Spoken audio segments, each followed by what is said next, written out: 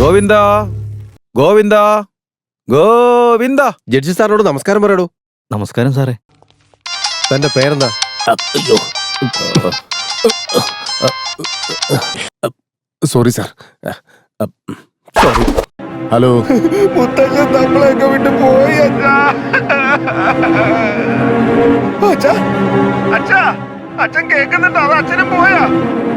അച്ഛാ, പറയടാ. എന്റെ ഈ സുന്ദര മുത്തച്ഛനെ നമുക്ക് വിറക് വെച്ച് കത്തിക്കണോ അതോ ഇലക്ട്രിക് ശ്മശാനത്തിൽ കൊണ്ടുപോകണോ? അതിനു മുമ്പ് നീ എന്നെ കത്തിക്കടാ. എന്തിനാ എന്റെ അച്ഛൻ ഇപ്പൊ ഇങ്ങനെയൊക്കെ പറയുന്നേ? എടാ പൊട്ടാ, 15 ലക്ഷം രൂപ നിന്റെ മുത്തച്ഛൻ ആർക്കൊക്കെ കൊടുത്തിട്ടുണ്ടോ ഇത്രയൊക്കെ കൊടുത്തിട്ടുണ്ടെന്ന് ഒരു പിടുത്തവുമില്ല. ആ മാർവാടി എങ്ങാനും ഈ കാര്യം പറഞ്ഞാ അങ്ങനെ ആദ്യം എന്നെ കൊല്ലും. അതിന് എന്റെ കയ്യിലൊരു നല്ല ഐഡിയ ഉണ്ട് എന്റെ അച്ഛാ. എന്ത് ഐഡിയാണ്? തൽക്കാലം മുത്തച്ഛൻ മരിച്ചു പോയെന്നുള്ള കാര്യം ആരോടും പറയണ്ട അച്ഛാ. എന്താടാ? മുത്തശ്ശൻ മരിച്ചു പോയ കാര്യം സസ്പെൻസ് ആയിട്ട് വെച്ചിട്ട് മുത്തശ്ശൻ കൊടുത്തിട്ടുള്ള കടമൊക്കെ തിരിച്ചു വാങ്ങുന്നത് വരെ ഒന്നും മിണ്ടാതിരിക്കാൻ നമുക്ക്. എടാ ചെറുക്ക, നീ എന്ത് ചെയ്യുന്നു എനിക്ക് അറിയണ്ടാ. എനിക്ക് വേണ്ടത് 15 ലക്ഷം രൂപയാ. ഇങ്ങോട്ട് നീങ്ങുന്നേ. നോക്ക്, നമ്മൾ രണ്ടുപേരും ഒരേ സ്കൂളിൽ പഠിച്ചു എന്നുള്ള ഒറ്റ കാരണം കൊണ്ട് എങ്ങനെയെങ്കിലും ജീവിച്ചു പോട്ടെ എന്ന് ഓർത്ത് ഞാൻ ഈ ജോലി തന്നത്. താനാണെങ്കിൽ എല്ലാവരുടെയും മുമ്പിൽ വെച്ച് മിണ്ടരുത് മിണ്ടരുതെന്ന് പറഞ്ഞാലും സംസാരിക്കില്ലേ? പിന്നെ എനിക്ക് അവിടെ എന്തെങ്കിലും വിലയുണ്ടോ? ഇത്രയും പ്രായമായിട്ടൊരു ബോധമുണ്ടോ? അത് വിട്ടേക്കടാ, ഇതൊക്കെ ഒരു വലിയ പ്രശ്നമാക്കാണ്ടോ. ഞാനിവിടെ എന്റെ അച്ഛൻ പോയ കാര്യം ഓർത്ത് വിഷമിച്ച് നിൽക്കുമ്പോഴാ നിന്റെ ഒരുമാതിരി കോപ്പിലെ. താനിത് എന്തൊക്കെയാണോ പറയുന്നേ? തന്റെ അച്ഛൻ മരിച്ചു പോയെന്നോ? അതല്ല, ആശുപത്രിയിൽ നിന്ന് വീട്ടിലേക്ക് പോയ കാര്യം പറഞ്ഞ. ഓ, എന്റെ മോൻ കൂടെ തന്നെയുണ്ട്. അവനിപ്പൊ ഫോൺ വിളിച്ച് പറഞ്ഞു. അച്ഛൻ പോയ കാര്യം ഞാൻ തന്നെ വിളിച്ച് പറയുമെന്ന് തോന്നുന്നല്ലോ. അതിലേക്ക് അവൻ എഴുന്നേറ്റ് പോയ എവിടാ?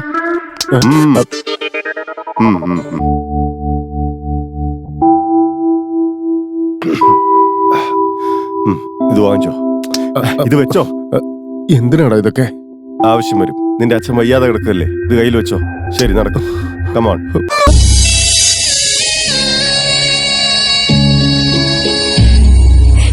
മുത്തശ്ശനെ കൊണ്ട് ഇരുത്തിരിക്കുന്ന കണ്ടില്ലേ?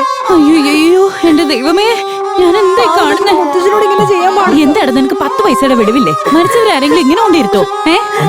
ഒന്ന് പതുക്കെ പറയാമേ. മുത്തശ്ശൻ മരിച്ച കാര്യം പുറത്തെങ്ങാനും അറിഞ്ഞു കഴിഞ്ഞാ കടം കൊടുത്തവരേക്ക് ഇങ്ങോട്ട് വന്നിട്ട് അച്ഛനെടുത്ത് അമ്മാനമാണോ അമ്മേ? എനിക്ക് എന്റെ മുത്തശ്ശനെ ഒരുപാട് ഇഷ്ടമാണെന്ന് അറിയില്ലേ? സ്നേഹമുള്ള ഏതെങ്കിലും മോൻ ചെയ്യുന്ന കാര്യങ്ങളാണോ ഇത്? ഓ, എന്റെ അമ്മയ്ക്ക് ഒന്നും മനസ്സിലാവാത്തോണ്ടാ. മുത്തശ്ശൻ നമ്മളെ വിട്ട് പോയിട്ടില്ല. അതാവുമ്പോ മുത്തശ്ശൻ കൊടുത്ത കടമെല്ലാം നമുക്ക് തിരിച്ചു വാങ്ങാലോ. കടം കൊടുത്തവരുടെ ഇൻഫർമേഷൻ ഒക്കെ മുത്തശ്ശൻ എവിടെയെങ്കിലും ഒളിച്ചു വെച്ചിട്ടുണ്ടാവും. പൂജാമുറിയിലോ മുത്തശ്ശന്റെ റൂമിലോ അല്ലെങ്കിൽ എവിടെയെങ്കിലും ഒക്കെ ഉണ്ടാവും. ഒന്ന് പോയി നോക്കമ്മേ. നിന്നോടൊക്കെ ഞാൻ എന്ത് പറയാനാ? വാ പോയി നോക്കാം. നമ്മൾ ആലോചിച്ച് വേണം തീരുമാനം. ഹലോ, ഇത് കുറെ നേരമല്ല ഡിസ്കസ് ചെയ്യാൻ തുടങ്ങിയിട്ട്. എനിക്ക് വേറെ പണിയുള്ളതാ. അതെ രാമു, ഞങ്ങളെ കൊണ്ട് കാശൊന്നും തരാൻ പറ്റില്ല. ഞാൻ പറയുന്നൊന്ന് കേക്ക് ഡോക്ടറെ. എന്റെ മുത്തശ്ശൻ ഇവിടുന്ന് ഡിസ്ചാർജ് ആയി വീട്ടിൽ ചെന്ന് ഒരു കാപ്പി കുടിച്ചിട്ടാണ് മരിച്ചെങ്കിൽ കുഴപ്പമില്ലായിരുന്നു. കാറിൽ വെച്ച് തന്നെ ചത്തുപോയി എന്റെ ഡോക്ടറെ. അതിന് അല്ല, അതുകൊണ്ട് ഞങ്ങൾ കിട്ടിയ കാശിന്ന് ഒരു 50% തിരിച്ചു തരാൻ പാടില്ല ഡോക്ടർ. എടോ, 10-20 ലക്ഷം മുടക്കിയാണ് ICU ട്രീറ്റ്മെന്റ് കൊടുക്കുന്നത്. അവിടെ വെച്ച് തന്നെ ചിലപ്പോൾ മരിക്കും. അതിന് ഞങ്ങൾ എന്ത് ചെയ്യാനാ? തരാൻ പറ്റൂല്ലയോ? ഇല്ല, പറ്റില്ല. ഓഹോ, അപ്പൊ അങ്ങനെയാണ് കാര്യങ്ങളല്ലേ? അപ്പൊ മുത്തശ്ശന്റെ കൂടെ ഒരു പട്ടണം ഞാൻ നിങ്ങൾക്ക് റെഡിയാക്കുന്നുണ്ട്. നോക്കിക്കോ. കറക്റ്റ് ആയിട്ട് പ്ലാൻ ചെയ്ത് ഡീലിംഗ് നടത്താൻ വന്നിരിക്കുക. എന്തെങ്കിലും തിരക്കിലാണോ ചിറ്റപ്പാ? ന്യൂസ് കേട്ടോണ്ടിരിക്കുകയാണെന്നോ? ഒരു ബാഡ് ന്യൂസ് പറയാനുണ്ട് ചിറ്റപ്പാ. ചിറ്റപ്പാ, സൂപ്പർ സ്പെഷ്യാലിറ്റി ആണെന്ന് പറഞ്ഞൊരു വൃത്തിയായിട്ട് ആശുപത്രി കൊണ്ടുവന്ന് മുത്തശ്ശനെ ചേർത്തില്ലേ? മുത്തശ്ശൻ നമ്മളെ വിട്ട് പോയി ചിറ്റപ്പാ. ഇവന്മാരെ വെറുതെ ഇടാൻ പറ്റില്ല. ഹോസ്പിറ്റലിന് മുമ്പിൽ ഇഷ്ടംപോലെ സ്ഥലമുണ്ട്. മുത്തശ്ശന്റെ ബോഡി ഇവിടെ കൊണ്ടുവന്ന് വെച്ച് നമുക്ക് സമരം ചെയ്യണം ചിറ്റപ്പ. മുത്തശ്ശന്റെ 16 അടിയും നേരം നമുക്ക് ഇവിടെ വെച്ച് നടത്താം. ചിറ്റപ്പന് അഭിപ്രായം ഒന്നും പറഞ്ഞില്ലല്ലോ. നമ്മുടെ ബന്ധുക്കളെ മാത്രമല്ല, എല്ലാ ന്യൂസ് ചാനലിലും വിവരം അറിയിച്ച് അവരെയും ക്ഷണിക്കുക. യൂട്യൂബ് ചാനലിനെ വിട്ടുകളയുന്നേ. യൂട്യൂബ് ചാനൽ കൂട്ടാം. ഒറ്റ മിനിറ്റ് ഒന്ന് ഹോൾഡ് ചെയ്യണേ. എത്ര തരാന്ന് പറഞ്ഞു? 1 ലക്ഷം തരാം. ഇവിടെ കാര്യങ്ങൾ നടപടിയാവുന്നില്ല ചിറ്റപ്പൻ. ഞാൻ പറഞ്ഞ പോലെ ഫോൺ കിട്ടിയോ? 1.5 ലക്ഷം രൂപ വേണമെങ്കിൽ തരാം. അതല്ലാതെ 1 രൂപ കൂടുതൽ തരില്ല. അല്ലെങ്കിൽ നീ പറയാം. ചിറ്റപ്പാ, ഈ ഡോക്ടർമാരും മനസ്സും മനസാക്ഷിയൊക്കെ ഉള്ളവരാണല്ലോ. ഞാൻ നോക്കിയിട്ട് പറയാം. വിളിക്കാട്ടാ. ലാസ്റ്റ് എത്രയായിരുന്നു പറഞ്ഞേ? 1.5 ലക്ഷം. അപ്പൊ ഹോസ്പിറ്റലിൽ എടുത്തോന്ന് പറഞ്ഞ ഒരു ഫ്ലോയ്ക്ക് അങ്ങ് പറഞ്ഞതാ. കാശ് വാങ്ങിച്ച് നിങ്ങൾ പോവാൻ നോക്ക്. ഹലോ അക്കൗണ്ടന്റ്, 1.5 ലക്ഷം രൂപ വേഗം കൊടുത്തേക്കണേ. അതെ, പെട്ടെന്ന്.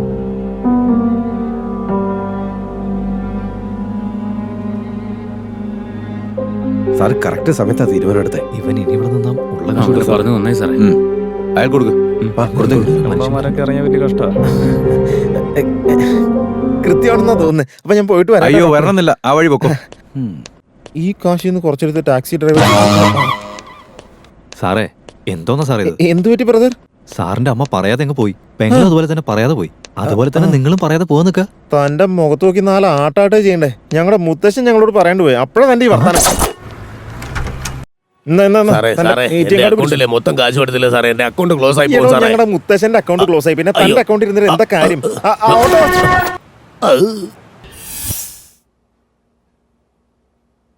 തന്റെ പേരെന്താ? 2 ദിവസമായി. ചെവി കെട്ടൂടെ? ആ മുടി ഒന്ന് മാറ്റിയിടോ. ആ വലിയൊരു സിനിമാടൻ.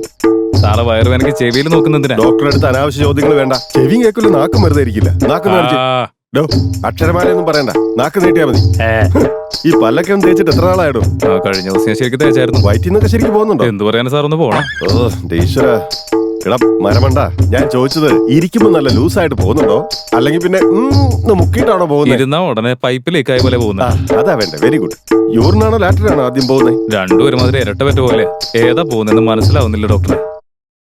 മുകളിലുള്ള അങ്കിള് താഴെയാണോ, താഴത്തെ ആന്റി മുകളിലാണെന്നൊക്കെ നന്നായിട്ട് അറിയാം. തന്റെ മുകളിലും താഴെ എന്താണെന്ന് അറിയില്ലല്ലേ?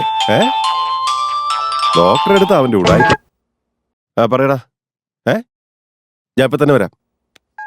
താൻ പൊക്കോ. അല്ല അപ്പൊ എന്റെ ട്രീറ്റ്മെന്റോ? നാളെ ആദ്യം പോകുന്ന ഇതാണോ അതോ ഇതാണെന്ന് മനസ്സിലാക്കിട്ട് വാ, എന്നിട്ട് ആലോചിക്കാൻ ട്രീറ്റ്മെന്റ്. നാളെ ഇങ്ങോട്ട് വരാം, ഡോക്ടറെ നോക്കി. ഞാൻ തന്നെ കഴി തരട്ടെ. സന്തോഷം. അതെ സിസ്റ്റർ, ഡോക്ടർ. ഇവനെ കോഴിക്കുട്ടി കൊണ്ടിരുത്ത് പക്ഷിപ്പനി ഒന്ന് ചാവട്ടെ. Okay doctor. നിനക്ക് കഴി തരാനല്ലേ ഞാൻ ഇവിടെ ഇരിക്കും. ഡോക്ടറെ ഞാനിവിടെ ഇരിക്കണോ അതോ പോണോ? എന്തായാലും ഇവിടെ വരെ വന്നതല്ലേ, കക്കൂസൊക്കെ കഴിയിട്ട് പോ. കൊടുത്തതെല്ലാം കൊടുത്തു, അതാർക്കാണ് കൊടുത്തേ? ഒരാൾക്കാണോ കൊടുത്തേ? വെറുതെ നീ ഇങ്ങനെ ഇവിടെ ഇരുന്ന് പാടിയ ഈ വീട്ടിലുള്ള മറ്റുള്ളവരും കൂടെ വടിയാവൂലോ. ബന്ധുക്കളെയൊക്കെ വിളിക്കണ്ടേ?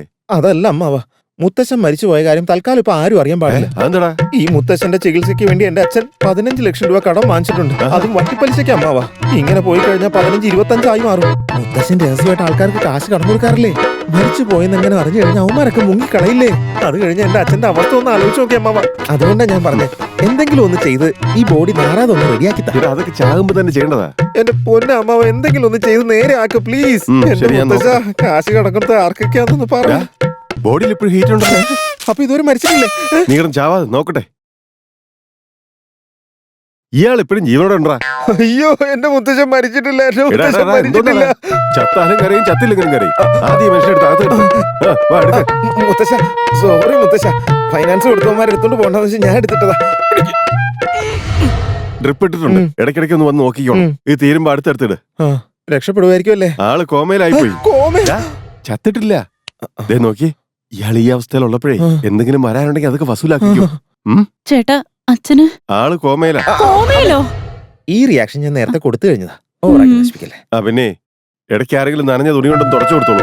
തുടച്ചിട്ട് സെന്റ് അടിക്കാൻ മറക്കണ്ട. എവിടെ സെന്റ് അടിക്കണേ? ഫുൾ ബോഡിക്ക്. ശരി ശരി.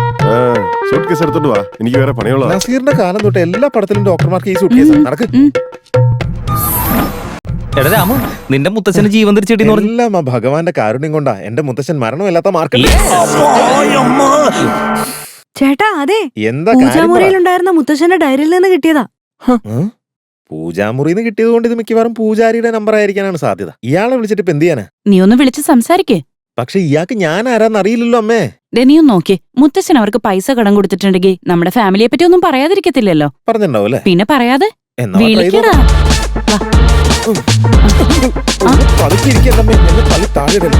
നമ്പർ 9538 സൈറ്റിന്റെ പ്ലാൻ ഇപ്പോൾ കറക്റ്റ് ആയിരിക്കും.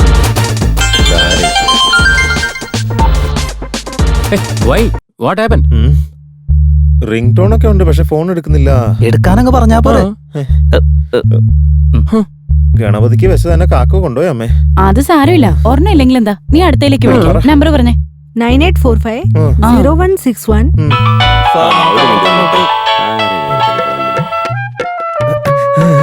ഹലോ. നമസ്കാരം സാറേ, ഞാൻ ദേവദാസന്റെ മകൻ കാളിദാസനാണ് സംസാരിക്കുന്നത്. പറഞ്ഞോളൂ. ഞാൻ കാളിദാസനല്ല, അയാളുടെ മകൻ രാമദാസനാ. മോനെ പറ. മുത്തശ്ശനാ നിങ്ങളുടെ നമ്പർ എനിക്ക് തന്നതേ. അപ്പൊ ഇപ്പൊ എങ്ങനെ എവിടെ വെച്ച് തരാന്നൊക്കെ ചോദിക്കാൻ പറഞ്ഞായിരുന്നു. ഞാൻ മോന്റെ മുത്തച്ഛന്റെ അടുത്ത് 2 ലക്ഷം രൂപ കടം വാങ്ങിയായിരുന്നു. മാസം മാസം പലിശ കൃത്യമായിട്ട് തന്നോണ്ടിരുന്നതാ. കഴിഞ്ഞ ആഴ്ച കുറച്ച് അധികം പൈസ കയ്യിൽ വന്നായിരുന്നു. അപ്പൊ കൊണ്ടുവന്ന് കൊടുത്തേക്കാന്ന് കരുതി മുത്തച്ഛന് ഫോൺ ചെയ്തപ്പോ ഫോൺ സ്വിച്ച് ഓഫ് ആയിരുന്നു. സ്വിച്ച് ഓഫ് ആക്കി വെച്ചത് മുത്തച്ഛന് വയ്യാത്തോണ്ട് ആശുപത്രി കൊണ്ടുപോയതാ. ഇപ്പൊ വീട്ടിൽ വന്നോടനെ ഫോൺ ചെയ്യാൻ എന്നോട് പറഞ്ഞതേ. ഇപ്പോ ഒരു 10 മിനിറ്റിൽ റെഡി ക്യാഷുമായിട്ട് നിങ്ങളുടെ വീടിന്റെ മുന്നിലെത്തും. അല്ല സാറേ, ഞങ്ങളുടെ വീടിന്റെ അഡ്രസ്. നിങ്ങളുടെ മുത്തച്ഛന് എത്ര തവണ വീടിന്റെ മുന്നിൽ ഡ്രോപ്പ് ചെയ്തിട്ടുള്ളതാ? അഡ്രസ് ഒക്കെ അറിയാം. 2 ലക്ഷം രൂപ. ഒന്ന് വേഗം എടുക്ക്. എന്തെടുക്കാൻ ഫോൺ എടുക്കണം. ഏതോ ഒന്നോ നമ്പർ ആണല്ലോ ആരെന്നറിയില്ല. സംസാരിച്ചു നോക്ക്. ഹലോ ആരാ? ഞാനാടാ നിന്റെ തന്ത. ഡോക്ടർ എല്ലാ കാര്യങ്ങളും എന്നെ ഫോണിൽ വിളിച്ച് പറഞ്ഞു. അച്ഛന് ബോധം തിരിച്ചു കിട്ടുന്നതിന് മുമ്പ് അച്ഛൻ കൊടുത്തിരിക്കുന്ന എല്ലാ കാശും നമ്മൾ തിരിച്ചു മേടിച്ചിരിക്കണം. അച്ഛനൊന്നുകൊണ്ടും വിഷമിക്കണ്ടെന്നേ. മുത്തശ്ശന്റെ ഡയറിയിൽ നിന്ന് 5 നമ്പറുകളാണ് കിട്ടിയിരിക്കുന്നത്. അതിൽ നിന്ന് ഒരു നമ്പറിൽ വിളിച്ചപ്പോഴേ വീട്ടിലേക്ക് 2 ലക്ഷം രൂപ വരാൻ പോകുന്നേ. സഹായത്തിനായി ഞാനും അങ്ങോട്ട് എത്താം.